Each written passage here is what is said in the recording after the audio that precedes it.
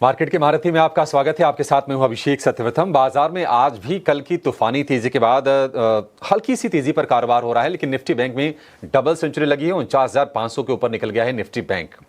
आज metal stocks में ठीक ठाक मोमेंटम है, बैंकिंग में आज तेजी है, लेकिन एक खेमा बाजार को थोड़ा सा निराश कर रहा है और वो है आईटी का, जहां पर हम लगातार सस्टेन्ड प्रेशर देख रहे हैं और पूरी की पूरी नजरें हैं अब यूएस फेड की पॉलिसी पर और जेरोम पॉवेल की कमेंट्री पर। क्या कमेंट्री देते हैं वो ग्रोथ को लेकर, इन्फ्लेशन को लेकर, रिसेशन को लेकर, ये तमाम चीजें फोकस में रहने वाली हैं।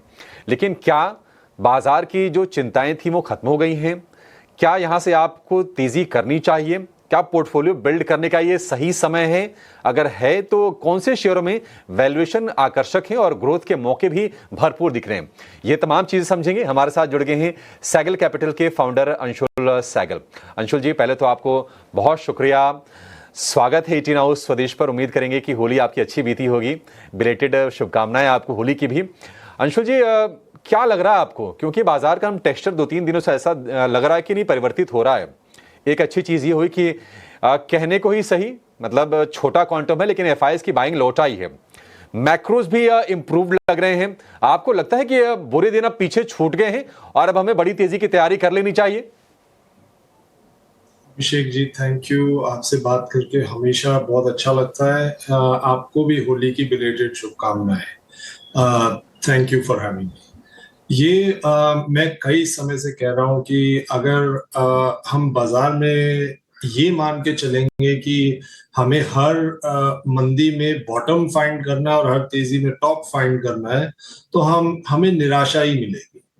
बॉटम हमें कभी नहीं मिल सकता और टॉप भी कभी नहीं मिल सकता बेचने के लिए और बॉटम खरीदने के लिए। लेकिन हम ये जरूर अंदेशा लगा सकते हैं कि कहाँ पे रिस्क रिवॉर्ड फेवरेबल है, माने डाउनसाइड कम है, अपसाइड ज्यादा है, और उस अंदेशे के हिसाब से अगर हम इन्वेस्ट करें, ये सोच के कि हमारा जो पैसा है वो 2 से 3 साल में काफी हमें रिटर्न देना चाहिए, बजाय इसके कि अगले 2-3 महीने में हमें रिटर्न दे, तो बहुत मुश्किल है कि हम गलत जाएंगे, पर्टिकुलरली इंडिया जैसी मार्केट में जिसमें ग्रोथ अनप्रेसिडेंटेड है as compare to the rest of the world. अब मैं आपको एग्जाम्पल्स के तौर पे बताऊं, कई कंपनीज ऐसी थी कैपिटल गुड्स की जो पिछले 6 महीने पहले ऐसा लगता था कि ये कंपनीज तो मून तक, सितारों तक चढ़ जाएंगी और हर कोई हायर लेवल्स पे उनको खरीदता रहता था। अभी ये कंपनीज कुछ 60-70% नीचे आ गई हैं, उनके बिजनेस प्रोस्पेक्ट जो है वो वीक नहीं है, लेकिन कोई खरीदने को तैयार नहीं था क्योंकि किसी को ये कॉन्फिडेंस नहीं था कि अगला 10% का डाउनसाइड आएगा कि नहीं आएगा। वो मेंटल मेकअप मार्केट्स में रिटर्न्स के लिए ठीक नहीं है। हमें ये लगता था कि, और आज भी लगता है कि मार्केट के अंदर वैल्यूएशंस काफी रीजनेबल है ब्रॉडर मार्केट्स में, और जो मैक्रो अनसर्टेनिटीज जिनकी आपने बात की थी, चाहे वो ग्रोथ की अनसर्टेनिटी हो, चाहे वो लिक्विडिटी की अनसर्टेनिटी हो, दोनों पे हमें यहां से आगे पॉजिटिव डेवलपमेंट्स दिखती हैं। और अगर ऐसा है तो मैक्रो बेटर हो रहा है और दूसरी तरफ वैल्यूएशंस रीजनेबल है। जो भी इन्वेस्टर लॉन्ग टर्म के लिए इन्वेस्ट करता है उसके लिए ऐसी सिचुएशन बहुत लुक्रेटिव है, खुश होने वाली सिचुएशन है, और हमें नहीं लगता है कि ये अट्रैक्टिव अपॉर्चुनिटी है मार्केट में।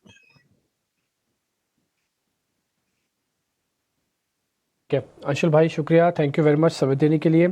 जरा सेक्टोरल मूवमेंट बता दो कि सर इस पूरी रैली के अंदर आईटी पार्टिसिपेट नहीं कर रहा, पावर्स ने फिर से रोल प्ले करना शुरू किया, बैंक्स ने अपने आप को काफ़ी हद तक संभाल लिया, लीडरशिप भी ले रहा है, बट कुछ सेक्टर्स पीछे भी हैं।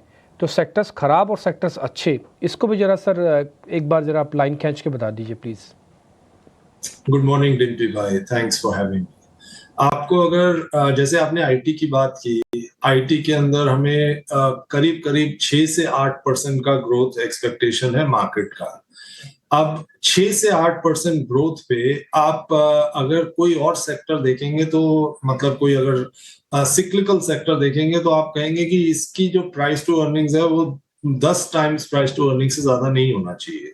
भाई पीजी 1 टाइम हो गया, 6 से 8% का ग्रोथ और से 10 टाइम्स प्राइस टू अर्निंग्स तो मोटा मोटा रीजनेबल है।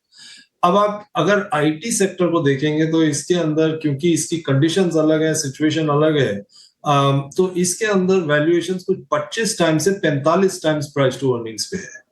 तो वो कुछ बैठता नहीं है कि एक तरफ तो ग्रोथ इतनी लो है, दूसरी तरफ वैल्यूएशंस इतनी महंगी है। और इंडिया जैसी मार्केट में जहां पे कि ये तो ग्रोथ मार्केट है, आप कोई भी सेक्टर उठा लेंगे, अगर पर कैपिटा कंजम्पशन उस सेक्टर की देखेंगे वो इतनी लो है वर्सेस चाइना या यूएस कि रनवे फॉर ग्रोथ इंडिया में बहुत सब्सटेंशियल है। और वो ही जो सेक्टोरल ग्रोथ है वो कंपनीज में रिफ्लेक्ट करेगी। अगर ऐसा है तो हम आईटी सेक्टर में बहुत ज्यादा इन्वेस्ट करके ग्रोथ तो मेरा ख्याल नहीं पाएंगे। हाँ, ये जरूर है कि डाउनसाइड प्रोटेक्शन मिल जाएगी क्योंकि ये डिफेंसिव सेक्टर है। ऐसे ही कुछ और सेक्टर्स हैं, सिक्लिकल सेक्टर्स, जो कि आप साइकिल की तरह, ट्रेड की तरह खेल सकते हैं, लेकिन उनके अंदर आपको सेक्युलर अपटिक शायद ना मिले।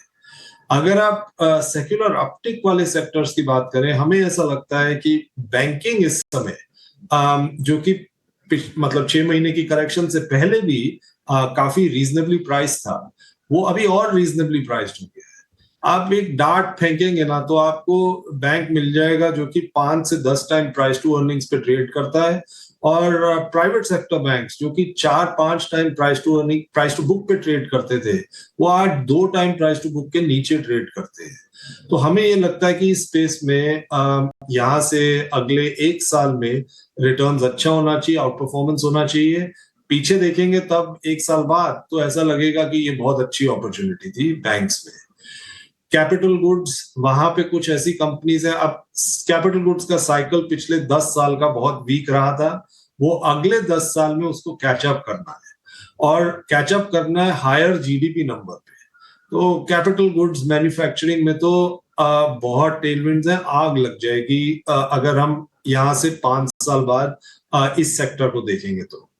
और उसके अलावा कुछ company specific even consumer durables या वैल्यू रिटेल, हमें लगता है कि रूरल इकोनॉमी जो वीक रही थी अब उसमें तेजी आ रही है।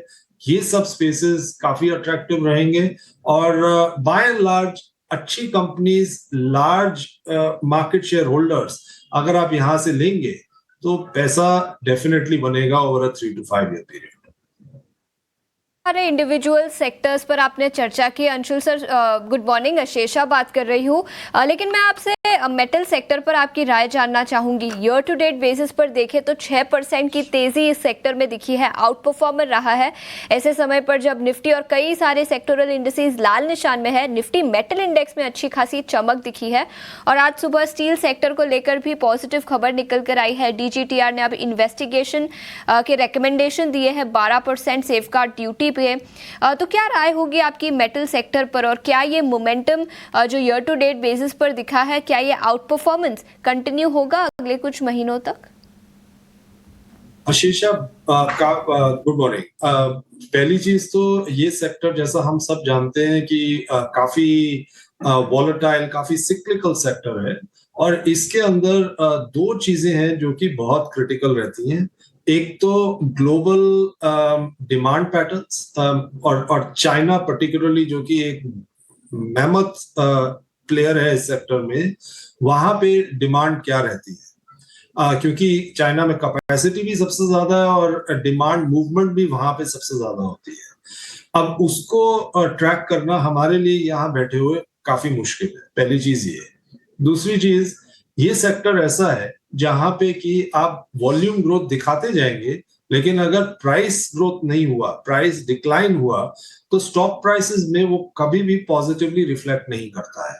आप हिस्ट्री देख लीजिए, for this sector to do well, prices have to move up. अब उसका जो कॉल लेना है वो हमें ग्लोबल कमोडिटी में बहुत मुश्किल है।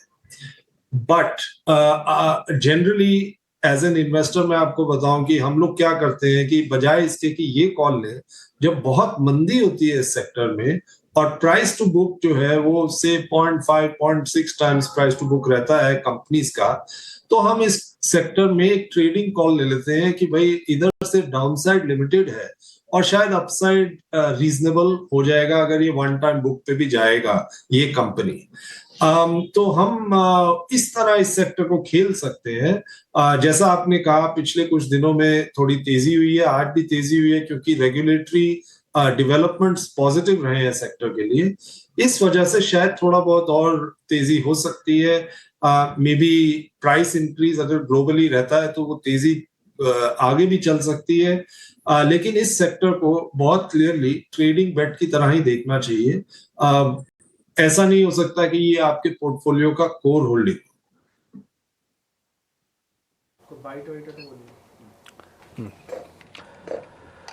ठीक है अंशुल भाई, बहुत बहुत शुक्रिया, थैंक यू वेरी मच।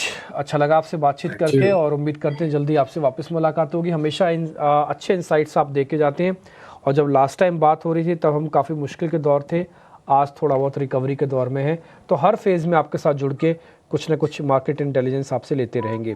बहुत शुक्रिया सर, थैंक यू भाई, thank you very much. 300 point